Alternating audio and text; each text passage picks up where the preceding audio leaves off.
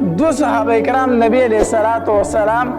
مدینی منورې ته ولیږل او دا زیری ورکو مسلمانانو فتح وموندله.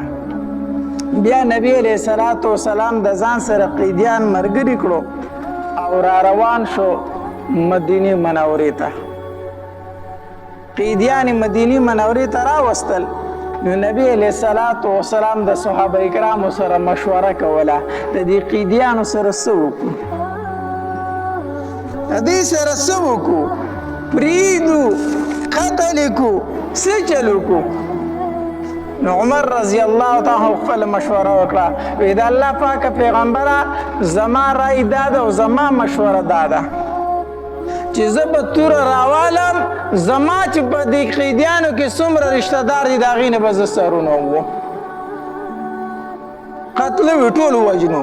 زه به خپل رشته دار وجنم، ابوبکر به خپل رشته دار وجني، هر څه. او نبی صلی الله علیه وسلم ته وفرمایل ته به خپل رشته دار ووجنې. توره به راوالو ځکه چې دې خلکو موږ د مکې نه ایستلي یو، دې خلکو موږ ته ډېر زیات تکلیف راکړی دی. د الله پاک پیغمبره هر یو تن به پاسې او د خپل رشته دار نه به سر ووي. دا د عمر رضی الله تعالی عنه مشوره وه.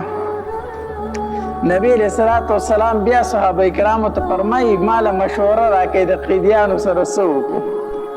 ابوبکر رضی الله تعالی پاسېدو، وی د الله پاک پیغمبره زما مشوره دا ده چې فدیه به ترې واخلو، آزاد به یې کړو،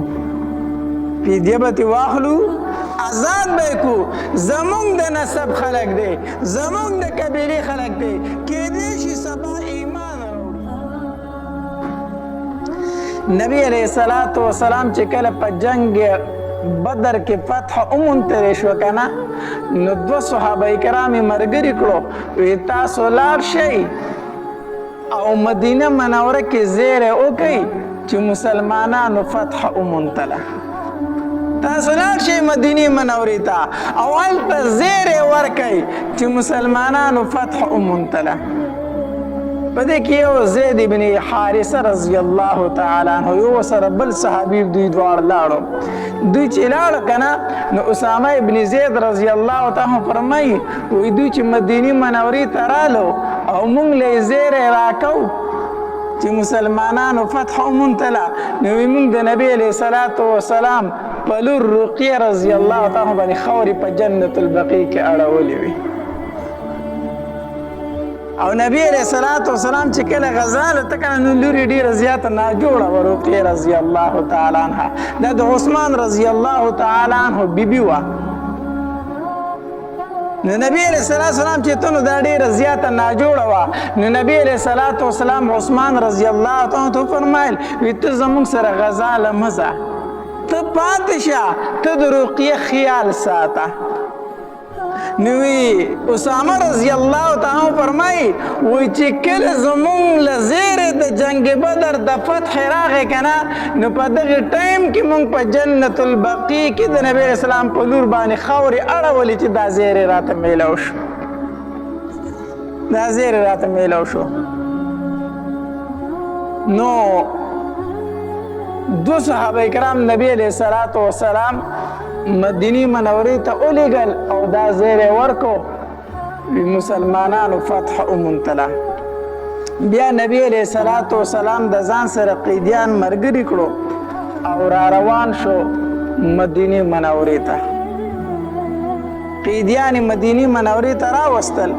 نو نبی علیہ الصلوۃ والسلام د صحابه کرامو سره مشوره کوله د دې قیدیانو سره څه وکړو، د دې سره څه وکړو، پریږدو، قتل یې کړو، څه چل وکړو. نو عمر رضی الله تعالی خپل مشوره وکړه، وی د الله پاک پیغمبره زما رای دا ده او زما مشوره دا ده چې زه به توره راوالم، زما چې په دې قیدیانو کې څومره رشته دار دي د هغې نه به زه سرونه ووم،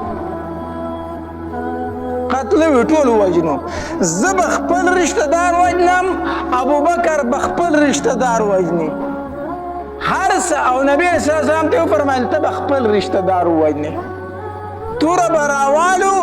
ځکه چې دې خلکو موږ د مکې نه ایستلي یو دې خلکو موږ ته ډېر زیات تکلیف راکړی دی د الله پاکه پیغمبره هر یو تن به پاسې او د خپل رشته دار نه به سر ووایي دا د عمر رضی الله تعالی عنه مشوره وه نبی علیہ الصلوۃ والسلام بیا صحابه کرامو ته فرمایي ماله مشوره راکړئ د قیدیانو سره څه وکړو ابوبکر رضی الله تعالی پاسېدو وی د الله پاک پیغمبره زما مشوره دا ده چې فدیه به ترې واخلو آزاد به یې کړو فدیه به ترې واخلو آزاد به یې کړو زمونږ د نسب خلک دی زمونږ د قبیلې خلک دی کیدای شي سبا ایمان راوړي نو کېدای شي دوی ایمان راوړي او فدیه ترې واخلو موږ به مسلمانان نور هم مضبوط کړو اسلحې پرې والو نو ابوبکر رضی الله تعالی دا مشوره ورکړه وی د الله پاک پیغمبره فدیه به ترې واخلو آزاد به یې کړو نبی علیہ الصلوۃ والسلام عمر رضی الله تعالی ته فرمایل وی عمره ته چې کنه نو ته د حضرت نوح علیہ السلام او د حضرت موسی علیہ السلام په شان دی ستا شان د حضرت نوح علیہ السلام او د موسی علیہ السلام په شان دی نوح علیہ السلام چې د خپل قوم نه ډیر تنگ شو کنه نو بد دعا وکړه وی رب لا تذر علی الارض من الكافرین دیارا انك ان تذرهم يضلوا عبادك ولا يلدوا الا فاجرا كفارا الله زمان د قوم نه په مخ د ځمکه باندې ولاړ کور مپرید الله نخنیم سو کاله مې ورته تبلیغ وکړو سیوا د یو څو تنو چې هغې ایمان راوړی الله چې د دوی نه پیدا کېږي نو نافرمانه ترې پیدا کېږي الله ولاړ کور ترې پرېمه ده په مخ د ځمکه نوح علیہ السلام چې تنگ راغی نو د خپل قوم خلاف یې داسې خیرې کړی وي او موسی علیہ السلام بد دعا کړې وه وی ربنا اطمس على اموالهم واشدد على قلوبهم فلا يؤمنوا حتى يروا العذاب الالم الله په دې مالونو باندې ورلا مه وراوله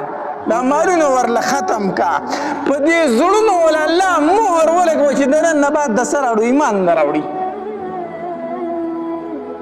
الله د زړونو ول مهر ولګوا دومره یې تنګ کړم دومره یې ستړی کړم چې دوی دا فرعون د قوم ایمان نه راوړي الله په دې زړونو ول مهر ولګوا نبی علیہ الصلوۃ والسلام عمر رضی الله تعالی عنہ فرمایل عمر ستا شان چې ده کنه په شان د نوح علیہ السلام او د موسی علیہ السلام دی چې هغه د خپل قوم نه تنگ را له بد دعا ورته وکړه کوم د خپل قوم نه چې تنگ را لینته وای سرونه تیرو ابو بکر رضی الله تعالی عنہ فرمایل وستا شان چې ده کنه نو په شان د ابراهیم علیہ السلام او د عیسی علیہ السلام دی ستا شان د هغې په شان دی وی ابراهیم علیہ السلام د خپل قوم دپاره دعا غواړي که نه ډېر نرم دل و ابراهیم علیہ السلام نو ابراهیم علیہ السلام فرمایي فمن تبعني فانه مني ومن عصاني فانك غفور رحیم الله چا چې زما تابعداري وکړه دا خو زمانه دی الله دا خو مسلمان دی خو الله چې څوک ستا نافرماني کوي که نه نو ته غفور رحیم الله که بخې نو بیا یې وبخه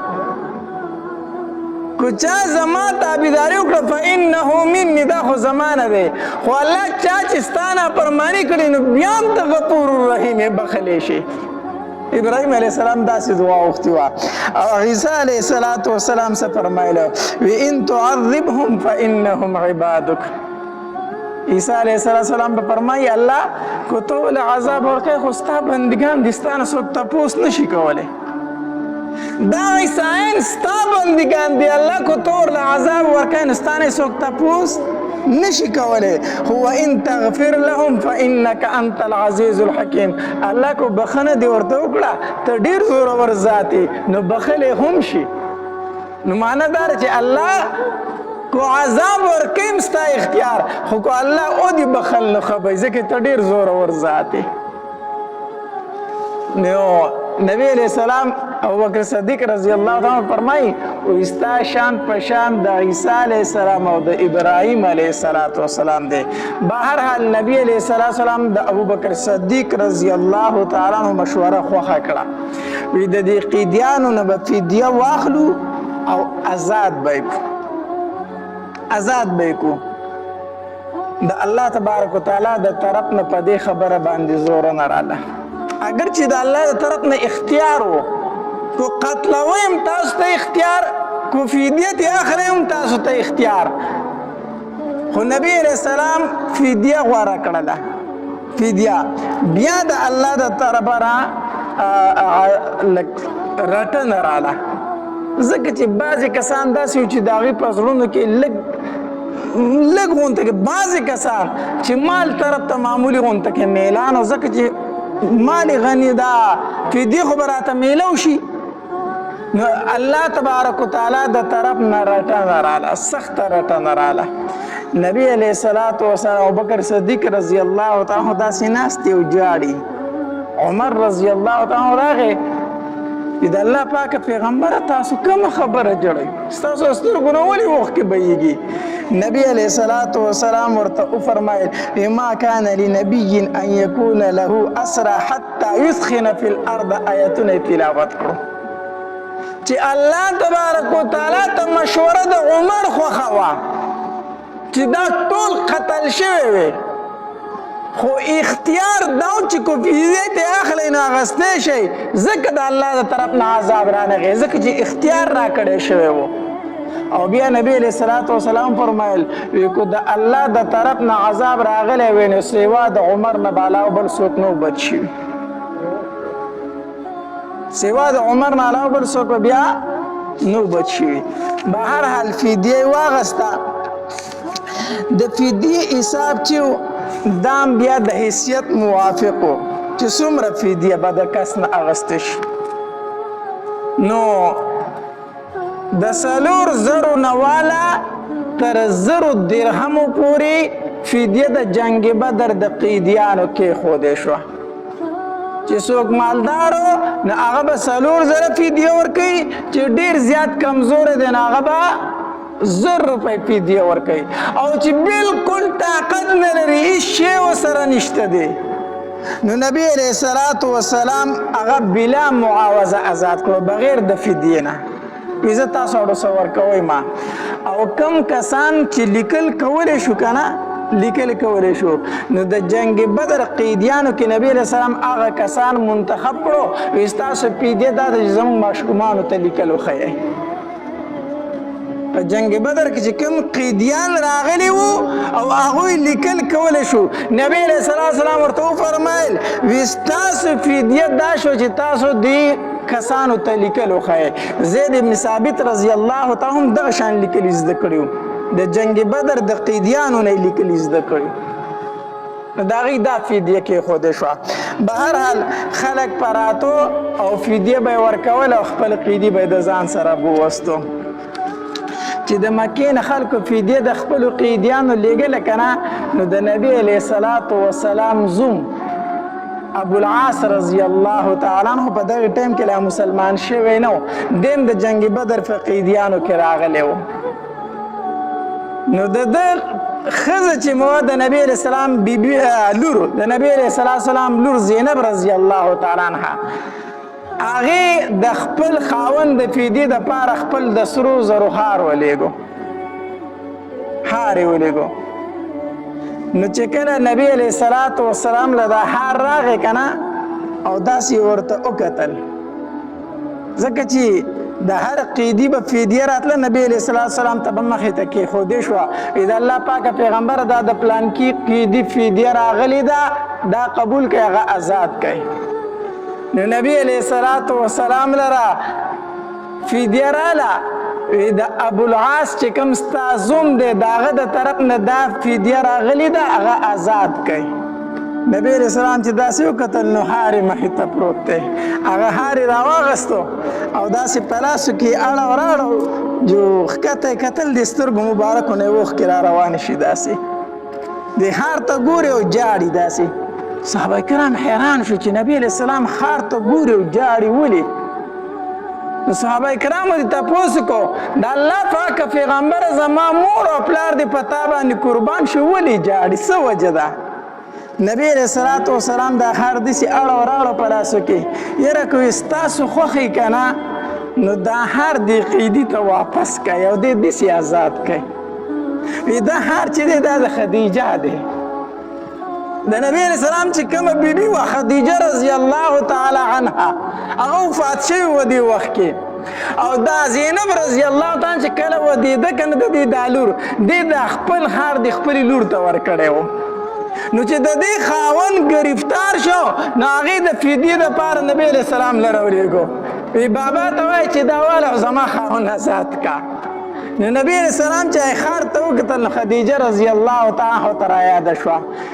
نو په جړا شو هارې په لاسو کې اړه وراړو د سترګو نه یې اوښکې بهیدي نو صحابه کرامو ته وفرمایل وی که ستاسو خوښې دا خار واپس کوي دې قیدي ته دا قیدي داسې آزاد کوي دا قیدي داسې آزاد کوي صحابه کرامو هار راواغستو ابوالعاص رضی الله تعالی ته ورکو وی دا واخله او نبی علیه الصلاة والسلام فرمایي چې دا اوس زینب له واپس ورکه زما لور زما مکه کې پاتې شوې دا هغې له واپس ورکه او د ابوالعاص رضی الله تعالی دا ډېر غیرتي و ډېر غیرتي و په ده باندې د مکې کفارو وس کړی و وی ته د نبی علیه السلام دې لور له طلاق ورکه وس یې پې کړی و خو دوی زه طلاق نشم ورکولی وی زه به د زینب په شانتې ښځه بیا چېرته پیدا کړم زه دې له طلاق نشم ورکولی د ابولهب په زامنو باندې د نبی علیه السلام لورګانې واده شوي وي کویدنې شوي وي نو ابولهب زامنو ته وي دې له طلاق ورکوي نو د نبی علیه الصلاة والسلام لورګانو له هغې څه ورکو رقیه رضی الله تعالی عنها هم د ابولهب زوی طلاق ورکو خو لا واده شوې نه وه بیا ورسره عثمان رضی الله تعالی نکاح وکړه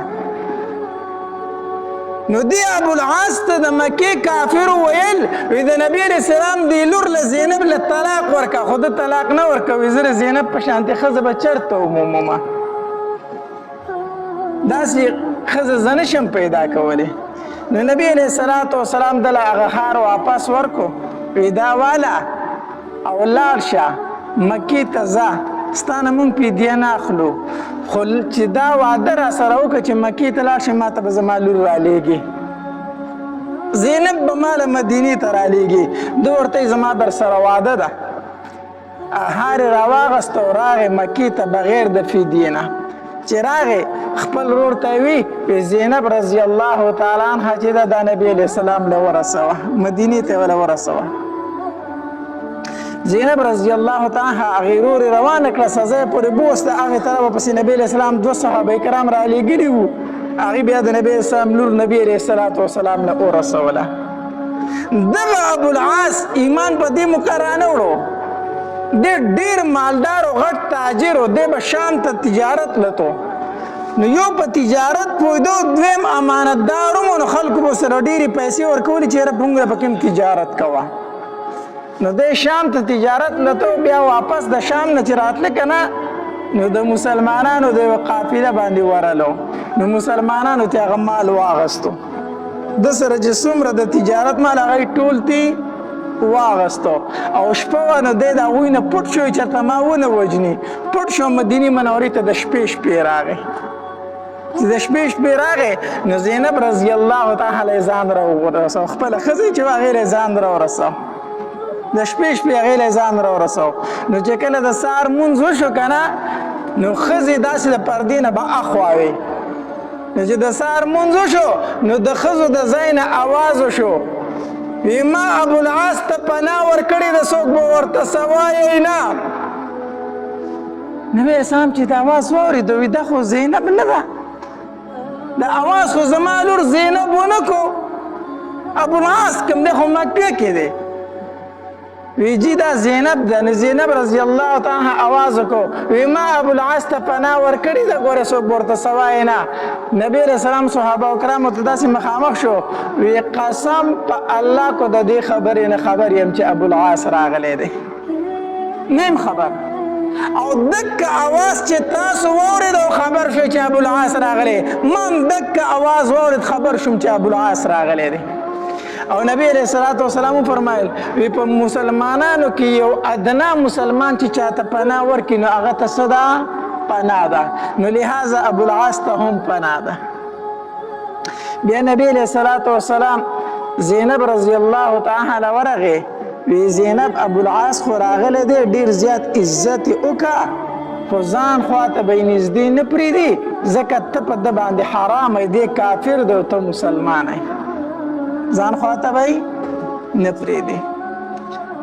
زینب رضی الله تعالی د ابوالعاص رضی الله تعالی ډیر زیات احترام او عزت وکړو. کوم مسلمانانو چې مال اغستی و نبی علیه الصلاة والسلام ورته وفرمایل وی که ستاسو خوښه دی ابوالعاص ته دا مال واپس کړئ اگر چې تاسو ته جایز دی خو که خفه کېږئ نه نو دا دله ورکئ. مسلمانانو ټولو د خپلو کورونو نه لوښي راوچلولو چا یو شی وړو چا بل شی وړو چې څه وړي که نه هغه ټول راوړه ابوالعاص ته یې ورکړو. ابوالعاص په دغې موقع باندې غږ ونه کړو هغه سامان یې راوغستو مکې ته راغی. چې مکې ته راغی خلکو ته یې د هغې امانتونه ورکړو سامانونه یې ورکړو. چې ټول امانتونه خلکو ته ورکړه که نه بیا یې آواز وکړو وی په ما باندې د چا حق باقي شته دی؟ خلکو ورته وی نه تا مونږ ته هر څه واپس خپل راورسول. وی در مې کړه هر څه که نه په ما خو د چا حق پاته نه شو که نه وی نه. وی واورئ اشهد ان لا اله الا الله واشهد ان محمدا عبده ورسوله.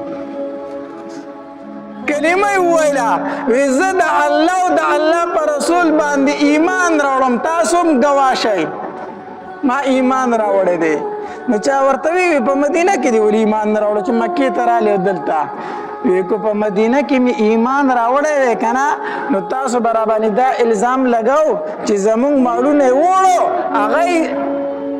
ازمولو هغه یې قبضه کول نو په دې بهانه باندې مدینې ته لاړ چې زه ګرفتار شوم او مسلمان شوم. وی نه هلته مې ایمان ځکه نه راوړو چې لومبې تاسو د ستاسو حقونه ورسوم او پس د هغې نه څه راوړم ایمان راوړم. او بیا لاړ مدینې منورې ته په نبی علیه الصلاة والسلام پسې چې څنګه لاړ که نه نو نبی علیه الصلاة والسلام ورسره د زینب رضی الله تعالی نکاح بیا وکړله. وی دا ستا ښځه ده چې تا هم ایمان راوړو تاسو اوس یو بل له جایز یې. نو په قیدیانو کې د نبی علیه الصلاة والسلام زوم هم راغلی ابوالعاص رضی الله تعالی. دارنګې په قیدیانو کې د نبی علیه السلام تر هم راغلی و عباس رضی الله تعالی عنہ. دیم د جنگ بدر په قیدیانو کې و. د جنگ بدر په قیدیانو کې د عباس رضی الله تعالی عنہ خو دې ډېر مضبوط و لوړ قد و دنګ او مضبوط هم و او دې چې کوم صحابي گرفتار کړو هغه بالکل ټپ ټپ نری وچ سړی و. نو نبی علیه السلام هغې صحابي ته وایي ویل که زما دا تره دې څنګه راټینګ کړی دی نه خو ستا د راټینګولو نه دی ته کمزوری دی خو ډېر چاک دی دې څنګه گرفتار کو. وی د الله پاکه پیغمبره چې په عباس مې حمله وکړه که نه ما نه شو راټینګولی ما نه شو راټینګولی خو په دې دوران کې یو سړی راغی او ما چېرته پېژندم نه هغه زما سره کابو کو او ګپ ګپ یې را سره وتړو خو ما نه پېژندو. نبی علیه الصلاة والسلام ورته وفرمایل دا خو فرشته وه دا خو فرشته وه ستا مدد له به جنګ بدر کې راله. نو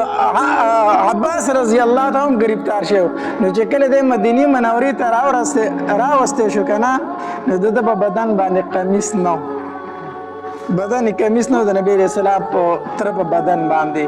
نو په دغه کمیسونه د خلکو راوړو په ده باندې کمیس نه پوره کېده ډېر دنګ لوړ کمیس پې نه پوره کېدو. نو د عبدالله ابن ابی بن سلول رئیس المنافقین چې یادېږي د منافقینو سردار دیم د بدن نه ډېر غټه لوړو د هغه قمیص پې پوره شو. نو هغه خپل قمیص ته راوړو عباس رضی الله تعالی ته یې واغوندو. د دې وجې نه دا رئیس المنافقین عبدالله بن ابی بن سلول چې کله مړ شو که نه نو نبی علیه السلام خپل کمیس وویست او هغه ته یې په کفن پکې ورکړو. دغه منافق ته نبی علیه السلام په خپل قمیص کې کفن ورکړی دی. دا د دې وجې نه چې نبی علیه السلام د ده احسان په ځان باندې نه پرېښودو. نبی علیه الصلاة والسلام تره ته د قمیص ورکړی نو نبی علیه السلام ده ته خپل کمیس په مړینې باندې ورکړو. دغه رئیس المنافقین عبدالله بن ابی بن سلول نو د ده قمیص په عباس رضی الله تعالی عنه باندې پوره شوی و. نو دی داسې لاسونه د قیدیانو له شاته جوخ جوخ تړلي وو. نو نبی علیہ السلام چې د شپې کوم ځای کې اوده و د هغې کوټې سره برغ عباس رضی الله تعالی عنه په دغې کوټه کې ګرفتار و. نو دله دا لاسونه داسې جوخ تړلی شوي وو که نه ده زویرګی کو د عباس رضی الله تعالی عنه چې دی زویرګی کو. نبی علیہ السلام څه ویل نه خو خوب وله نه ورته. د تره اوازونه چې اورېدل که نه د تره فریاد یې اورېده. اوس قیدي دی خامخا د نورو قیدیانو سلوک په ورسره کېږي. نو د هغه لاسونه جوخ تړلی شوي نو هغه فریاد کو. نو نبی علیه السلام ټوله شپه اورېده راوړېده خوب ورله نه ورته چې د تره فریاد یې په غوږو راته. صحابه کرام پوه شو چې نبی علیه السلام له خوب ځکه نه ورځي چې د عباس اوازونه اوري. نو صحابه کرام لاړو عباس رضی الله تعالی عنه پرانستو. چې پرانستو او د عباس رضی الله تعالی اوازونه زویرګی غلی شو که نه نو نبی علیه السلام په آرام سره وده شو سترګې ورلې. دا د تره سره مینه ده ښه. دا د نبی علیه السلام د خپل تره سره مینه ده چې د هغه زویرګی اورېده او نبی علیه السلام له ټوله شپه خوب نه دی ورغلی. نن سبا زمونږ په معاشره کې لوی دشمن خلکو د تره ښکاري. لوی دشمن خلکو د تره زوی ښکاري. دا وی زما تربور دی.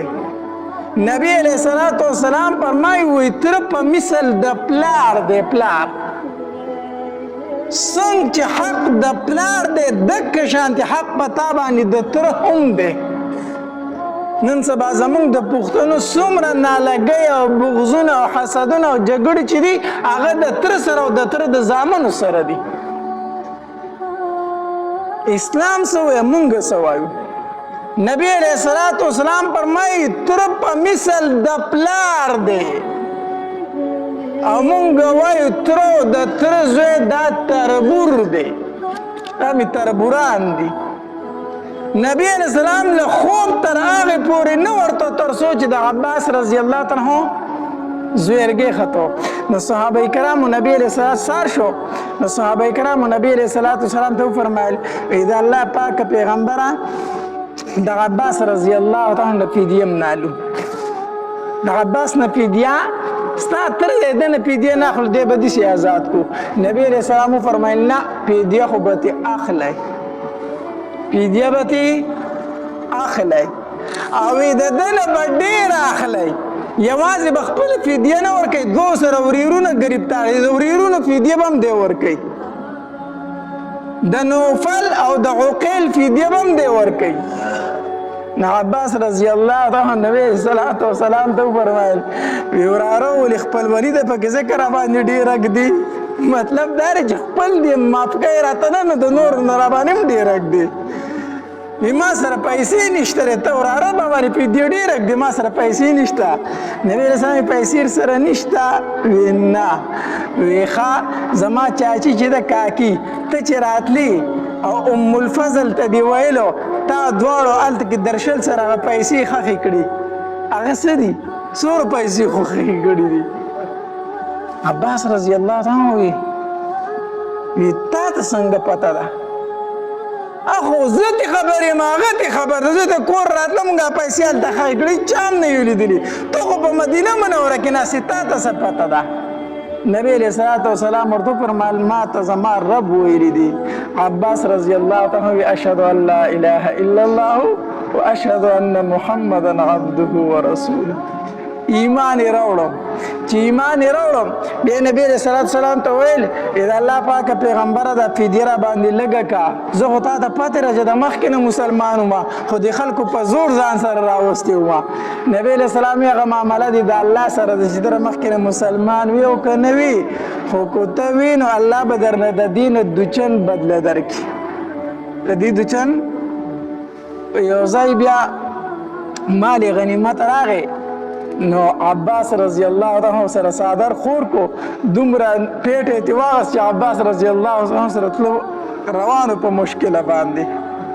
روانه په مشکله. نبی علیہ الصلوۃ والسلام فرمایل عباس رضی الله تعالی عنہ زما تر دی الله رحم پیو کی مال ډیر خوخت څومره مال ځان سره اغسته داسې خندلې. نو نبی علیہ السلام ورته فرمایلی د دې بدله به درله الله درکړي اضعافا مضاعفه دوچن په دوچندۍ به الله درکړي عباس رضی الله تعالی فرمایي وی مال الله بیا سل غلامان راکړو چې هغه ټول د کار او د تجارت خلکو سل کسان مال راکو وی کو زه خبره ما په هغې موقع باندې نورم ډېره زیاته فدیه ورکړې وه نور ډېره فدیه ورکړې وه د ابو جهل لښکر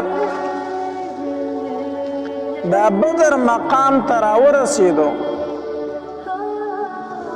او کم ځای کې چې چینه وه په هغې طرف ته هغې پړاو واچو په اوبو باندې هم قبضه وکړه د چینی او کم طرف ته چې کلک میدان او کلک خاوره وه هغې ځای ته خپل پوجونه واچول نبی علیہ السلام وروستو راورسېدو د بدر مقام ته نو چې راورسېدو نو د اوبو چې کومه چینه وه دغې ځای کې هغې باندې هم د قریشو قبضه وه او دغرنګې کم کلک میدان چې و په هغې باندې هم کافرو قبضه کړې وه نبی علیہ السلام طرف ته اوبه هم نه وي او شګې وي ریګستانو نو په شګو کې سړی منډه نشي والی راتاویږي پکې خپې پکې خښېږي او د کافرو طرف چې کلک و په هغې کې خو منډه هم ښه والی کېدله صحابه کرامو نبی علیہ السلام ته وفرمایل د الله پاکه پیغمبره په اوبو باندې هم هغې قبضه کړې ده او دغرنګې کلک طرف چې دی هغه هم هغې قبضه کړی دی مونږ سره خو یو اوبه نشته او دویم طرف دا دی چې کوم د شګو میدان دی هغه راته پاتې شوی دی نبی علیہ السلام د الله تبارک وتعالی په دربار کې دعا وکړه نو الله تبارک وتعالی په د شپې باران وورو دا غي ذکر الله تبارک وتعالی په قران کې کړی دی وينزل علیکم من السماء ماء ليطهرکم به الله تبارک وتعالی په باران وورو باران خصم باران وشو نو چې باران وشو نو صحابه کرامو ځان له اوبه هم جمع کړي ډنډونو منډونو کې پاکې اوبه ودرېدې هغې ته زر زر لوښي ډک کړو نو ځان له اوبه برابر کړي دویم دا دی چې په دې شګ باندې باران وشي دا کلکه شي د دې نه یو سیمټ غونته جوړ شي نرشک شي دا کلکه شي او کم طرف ته چې خاورې نه هغې کې خټې جوړې شي خو چې بیا پکې منډه وجه ورته تاویږي به نو باران وشو یو خو صحابه کرامو ته اوبه هم پوره شوې دویم دا دی چې هغه شګلن میدان کلک شو او هغې طرف ته چې مټینه خاوره وه هغه خټې وګرځېدلې نو د هغې هغه طرف نقصاني شو د مسلمانانو هغه طرف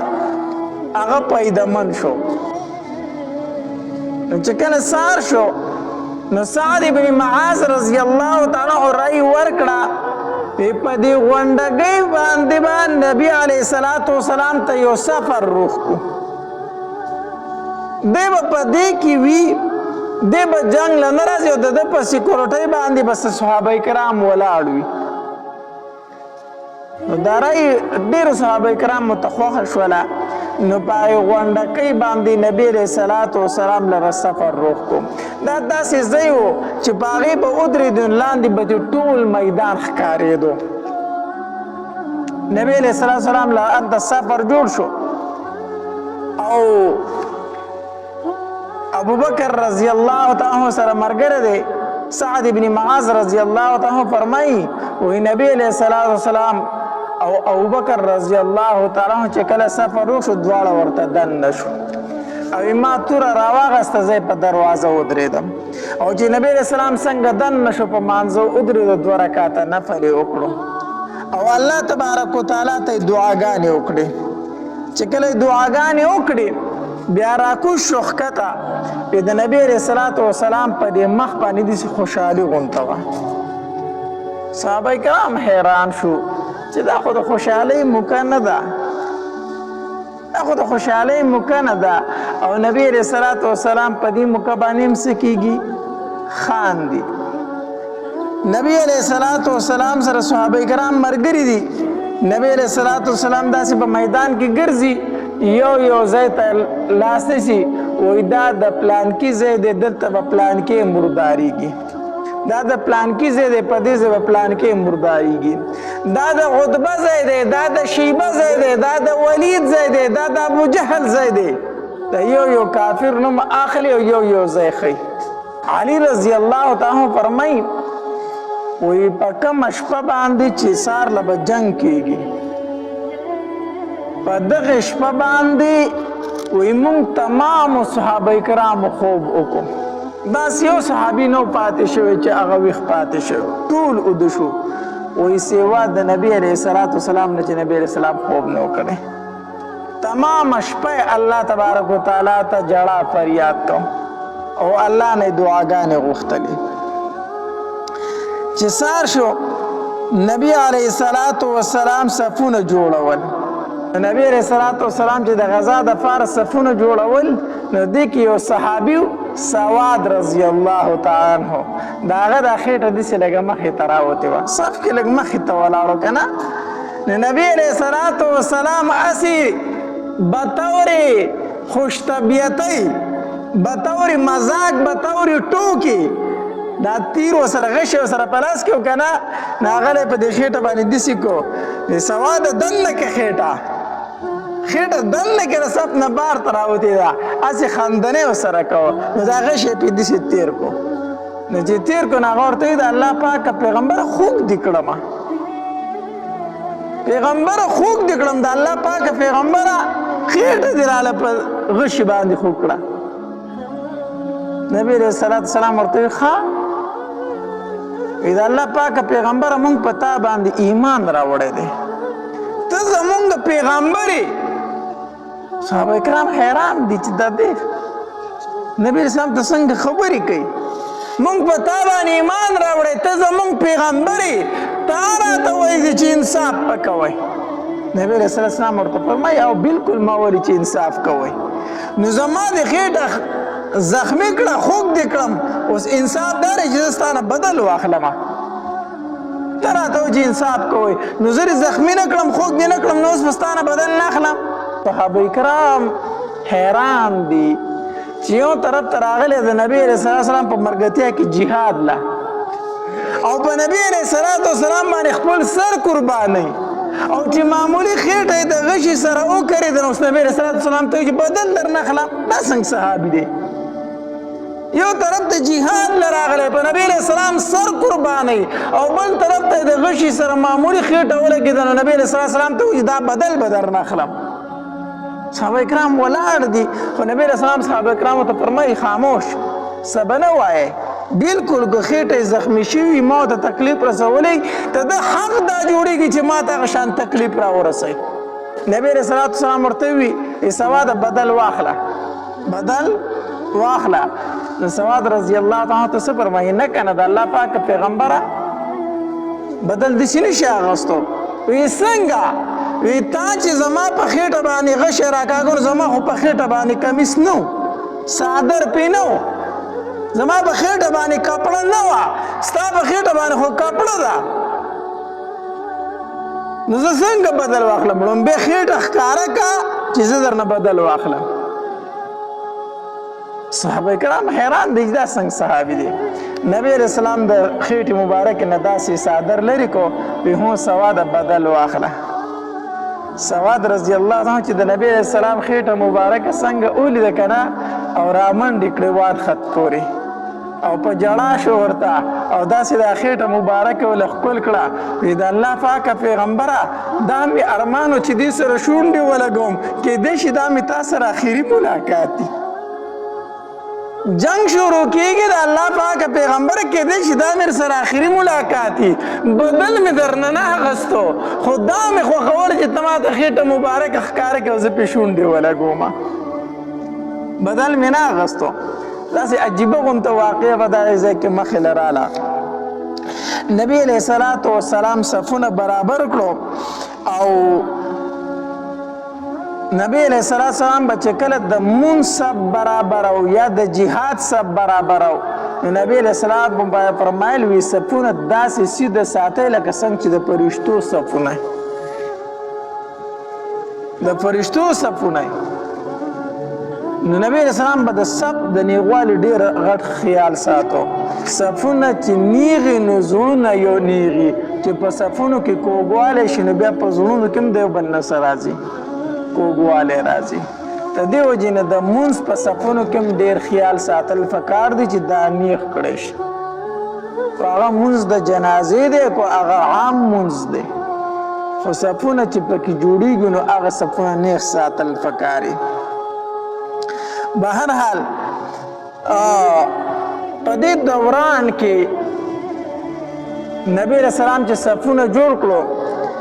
د کافرو د طرف نه یو تنو عمر ابن وهب چې د ابو جهل ته وویل زه زما او د مسلمانانو د لښکر ګورم چې دا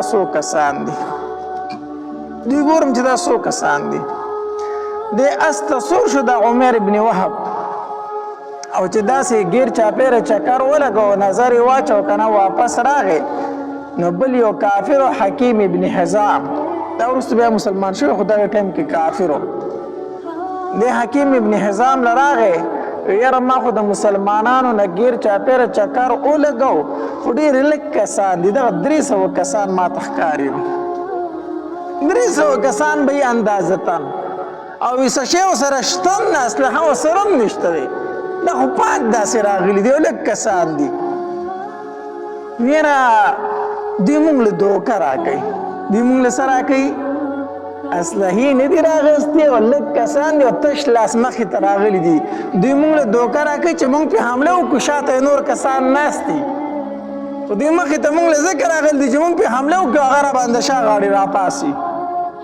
زه ګورم غیر چاپیره نور هم سیکم بیا استه وختم چې استه وختو داسې غیر چاپیره د غرونو نه تاو شو راتاو شو لرې پورې لاړ واپس راغی حکیم ابن حزام ته هم دکه 314 بل څوک سره شته دی نه هېڅ څوک سره نشته خو ما ته داسې ښکاري که نه چې دوی د مدینې منورې نه مرګ راوستی دي دوی د مدینې منورې نه چې دا 314 راغلي او تش لاس راغلي که نه دوی مرګ له راغلي ځان وجني دوی خو مري او مري خو چې دوی مري نو خامخا د ځان سره به یو کس زموږ نه مړ کوي 300 کسان دی دوی خو مري او مري ځکه تش لاس راغلي زموږ مخې له او موږ سره تورې دي نو دوی خو ځان وجني خو چې ځان وجني خامخا به زموږ نه یو تن خامخا وجني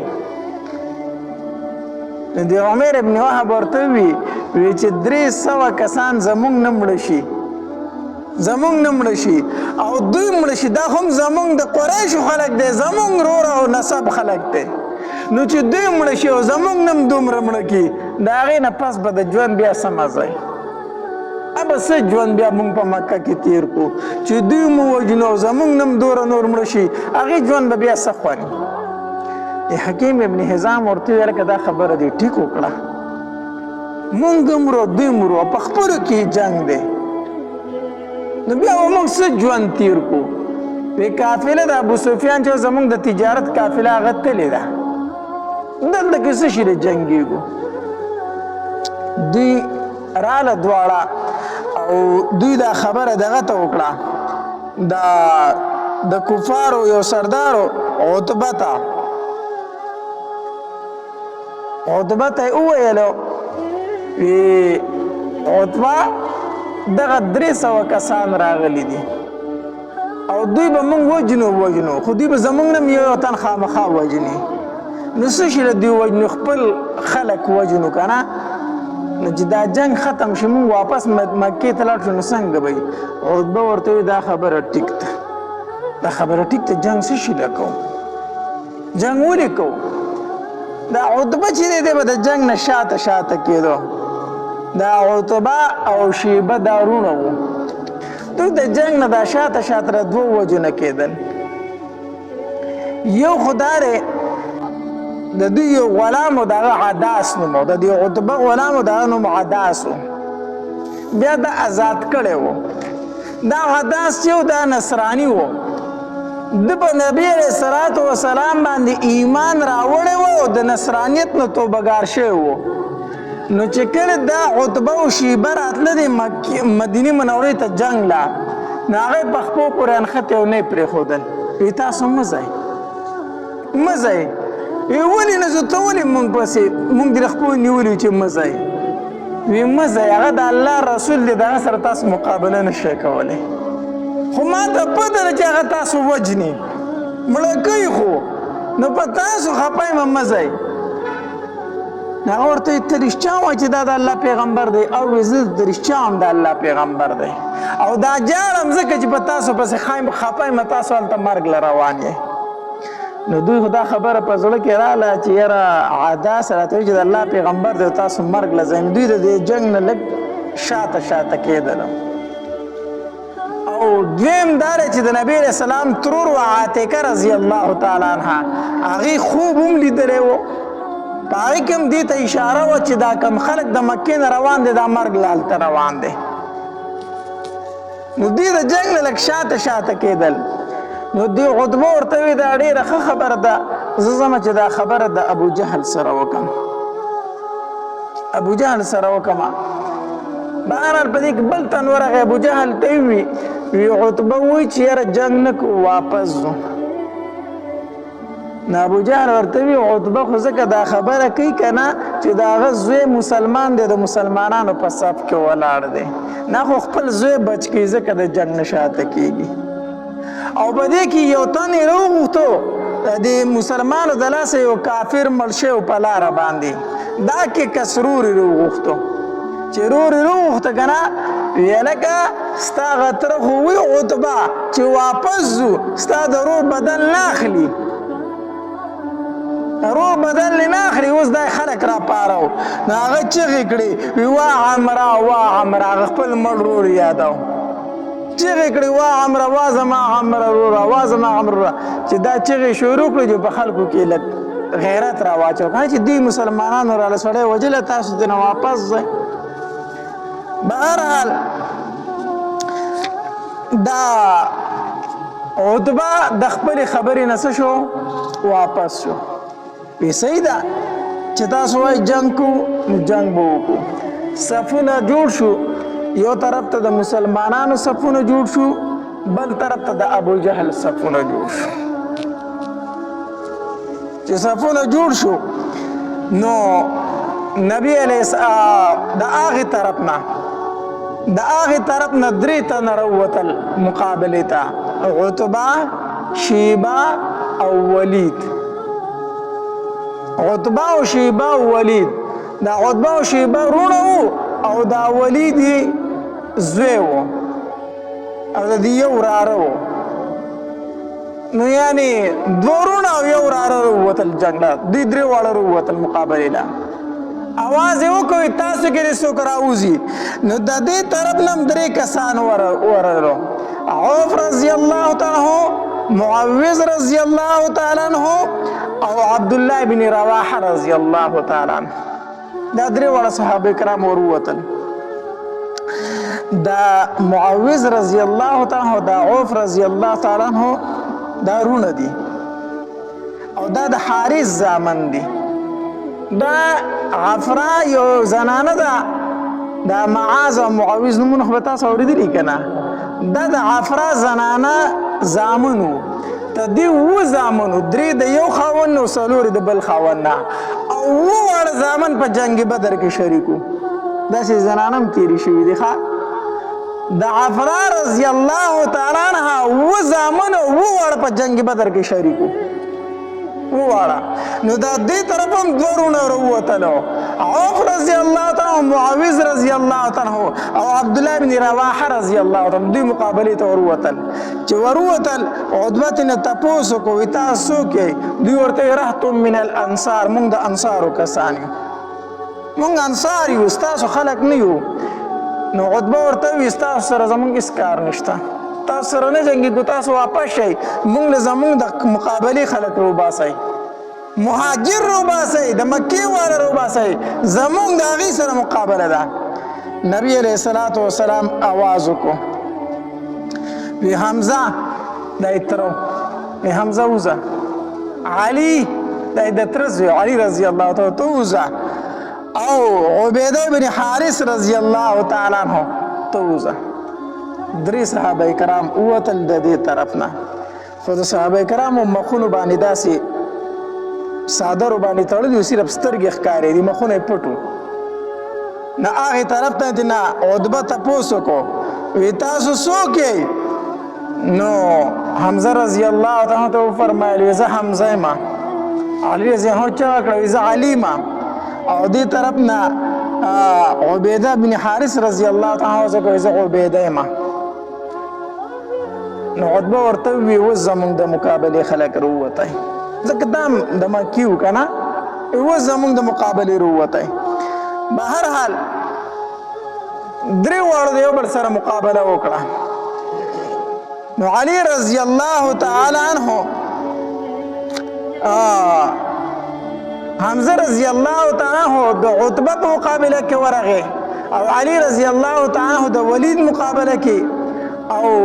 د شیبه په مقابله کې عبیده رضی الله تعالی عنه او عبیده بن حارث رضی الله تعالی عنه دوی مقابله وکړه نو حضرت علی رضی الله تعالی حمزه رضی الله تعالی خو د خپل لومبي گزار سره دوه کافر مردار کو خو عبیده رضی الله تعالی هو چې کنه په د باندې خپل مقابل گزارو کوندل خپل واله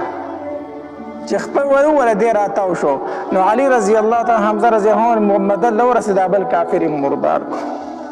او عبیده رضی الله تعالی راوړو د نبی رسول الله خواته کې خودو چې کله د نبی رسول الله سلام خواته کې خودو نبی رسول الله سلام ته فرمایي د الله پاک پیغمبر زه شهید یم نبی علیہ الصلوۃ والسلام ورته فرمایي او عبیده ته شهیدی نو په دغه ټایم کې دی وی کاش چې ابو طالب ژوندی وی چې ما ورته نن ښودلی وی ابو طالب به اشعار ویلو وی نبی علیه السلام به موږ تر هغې پورې ورنکو کافرو ته تر څو چې موږ خپلې بیبیانې کونډې کړي نه وی کاش چې نن ابو طالب ژوندی وی چې ما ورته وویلی چې موږ خپلې بیبیانې کونډو خو نبی علیه السلام دشمن له نه ورکو کاش چې دا شعر مې ورته نن ویلی وی چې ستا د شعر مصداق مونږ یو چې سرونه په نبی علیه الصلاة والسلام باندې شیندو بهرحال تر دې نه بار جنگ شروع شو چې جنگ شروع شو نبی علیه الصلاة والسلام راغی او کم سفر چې رخ کړی صحابه کرامو دله هغې ته ورننوتو او ابوبکر رضی الله تعالی عنه سره ورننوتو او په دروازه باندې عبدالله ابن رواحه رضی الله سعد ابن معاذ رضی الله په دروازه باندې سعد ابن معاذ رضی الله تعالی توره نیولې ولاړ دی نبی علیہ الصلوۃ والسلام کله په سجده باندې پریوزي کنه الله ته جاړي نو کله سر اوچت کنه لاسونه اوچت کې الله ته جاړي نو حدیث مبارک کې راځي وې نبی علیہ الصلوۃ والسلام داسې لاسونه نیولې او الله ته لاسونه اوچت کړو دی خو جنگ شروع دی نو د الله په دربار کې دعا کوي وی الله په مکه کې مې ډېر کوشش وکړو الله په مدینه کې مې ډېر کوشش وکړو صرف دغه 314 مې الله تیار کړو هغه په خپوخ پیال به په سر باندې سرتور او اسلحه هم نه لري الله دغه 314 مې راوستي دي الله کو ستا خوښوي چې د نن نه بعد ستا نوم نه اخیستلی کېږي نو دوی رامړه کا الله کو ستا خوښوي چې په مخ د ځمکه ستا عبادت ونشي نو دغه 314 رامړه کا الله خو کو ستا نوم په مخ د ځمکه یادېږي نو الله د دوی حفاظت وکړه لاس یې اوچت کړی او داسې جاړي ابوبکر رضی الله تعالی د شان راغی د ډېرې عاجزۍ نه د نبی اسلام نه دا صدر داسې وښود دا اوږې ښکاره شوې چې ښکاره شوې ابوبکر رضی الله تعالی راغی دا صادر یې راوغځاوه د نبی اسلام په اوږه یې واچو او د شا غاړې داسې لاسونه تاو کړه چغې ورته کړې د الله پاک پیغمبره بس که نور مه جاړه بس کا نور مجاړه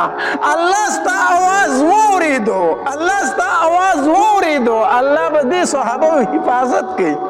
الله پاک پیغمبر بس کا علی رضی الله تعالی فرمایي وی جنگ شروع دی وی زه به ټایم په ټایم د نبی علیه الصلاة والسلام تماشې له راتلم وی په دې جنگ په دې دوران کې یو ځل مې ځان غلی غونته کې راویستو چې راویستو وی نبی علیه الصلاة والسلام خواله رالم که نه نبی علیه الصلاة والسلام په سجده باندې پروت دی نبی علیه السلام په سجده پروت دی او الله ته جاړي وی زه لاړم بیا لاړم جنگ ته وی بیا چې مې غذا وکړه داسې ستړی شوم بیا رالم د نبی علیه الصلاة والسلام تماشې له وی چې بیا مې نبی علیه الصلاة والسلام سیکو بیا نبی علیه السلام په سجده پروت دی وی چې په دریم ځل باندې کافر خو مردار کړه چې کوم قیدیان کړه غذا ختمه شوله وی رالم چې نبی علیه السلام بیا په سجده پروت دی ما ورته ویل د الله پاک پیغمبره مبارک شه مونږ غذا وګټله مسلمانانو فتح ومنتله نبی علیه السلام سر مبارک روچت کو د سجدې نه چې کله غذا ختمه شوه نبی علیه الصلاة والسلام وفرمایل چې د ابو جهل خبر راله والی نو صحابه کرام روان شو نو عبدالله ابن مسعود رضی الله تعالی عنه اولید چې دی پروت دی خو ساه پکې شته دی صرف زخمی دی نو یو حدیث مبارک کې راځي وایي د عبدالله ابن مسعود رضی الله عنه په دې سینه کېناستو په دې سینه ورته داسې کېناستو دې سینې ته یې وخت چې کېناست وي د سترګې داسې وغړولې نو چې عبدالله ابن مسعود رضی الله عنه باندې سترګې ولګېدې که نه نو ای د بیزو سرونکي ډېر اوچت ځای ته ختلی یې دا د ابوجهل الفاظ وخوا عبدالله ابن مسعود رضی الله عنه په دغه ټایم کې وی ای د بیزو سرونکي نن ډېر په اوچت ځای باندې ناستې نو عبدالله ابن مسعود رضی الله تعالی عنہ فرمایلی وی او زه دې په سینه ناست یم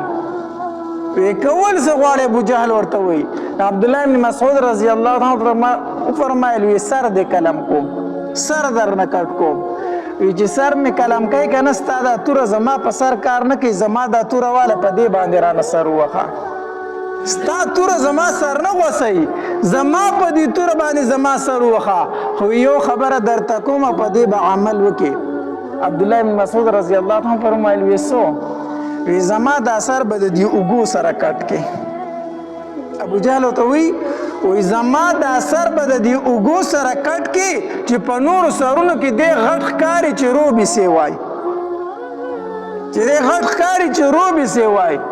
او خپل مرګري ته دې ووایه چې تاسو ورته پیغمبر وایئ وی هغه ته ووایه چې نن مې درنه څومره نفرت دی دومره مې درنه مخکې نه بس عبدالله بن مسعود رضی الله تعالی عنہ چې توره اوچته کړه سر یې تېووه سر یې تېووه سر یې نبي علیه الصلاة والسلام له راوړو د الله پاکه پیغمبر د بدبخته د ابوجهل سر دا دی نبي علیه الصلاة والسلام چې ورته وکتل که نه او عبدالله بن مسعود رضی الله تعالی عنہ هغه ټوله کیسه بیان کړه نو نبی علیه الصلاة والسلام فرمایل وی یو زما فرعون دی یو د موسی علیه السلام فرعون خو د موسی علیه السلام فرعون چې و هغه کمزوری و زما د دې فرعون نه ځکه چې فرعون چپور راواغېست که نه هغه وی آمنتو برب موسی و هارون فرعون چې کله چپور راواغېست نو هغه چغې کړې وی ما ایمان راوړی په رب د موسی او د هارون باندې خو هغه د ځنکدن ټایم و پای کې بیا توبې نه قبلېدې او زما هغه فرعون په وخت د ځنکدن کې هم دا وایي چې ستا د پیغمبر نه مې اوس دومره نفرت دی چې مخکې مې تې دوره نه وی زما د فرعون د موسی علیه السلام د فرعون نه زیات سختو بهرحال غزا وشوله الله تبارک وتعالی مسلمانانو ته فتح ورکړه بیا په دې کې څه قیدیان رالو نو دا اسلام مونږ ته دا اسلام لومبۍ غزا وه او مسلمانانو ته پکې الله فتح ورکړې وه او په دې کې د مسلمانانو د امداد دپاره الله تبارک وتعالی فرشتې هم رالیږلې وې داسې ښایسته بیانات اورېدلو دپاره زموږ یوټیوب چینل واجد اسلامیک سټوډیو سبسکرایب کړئ په دې به تاسو ته انشاءالله العزیز ښایسته واقعګانې او بیانات میلاویږي او د ګنټې د نشان در سره کلیک کړئ تاسو ته آینده نوې ویډیوګانې مخې ته راځي او د خپلو ملګرو سره لازم د ثواب په نیت باندې شریکه کړئ او په کمنټ کې ماشاءالله سبحان الله لازم ولیکئ. ډېر مننه والسلام.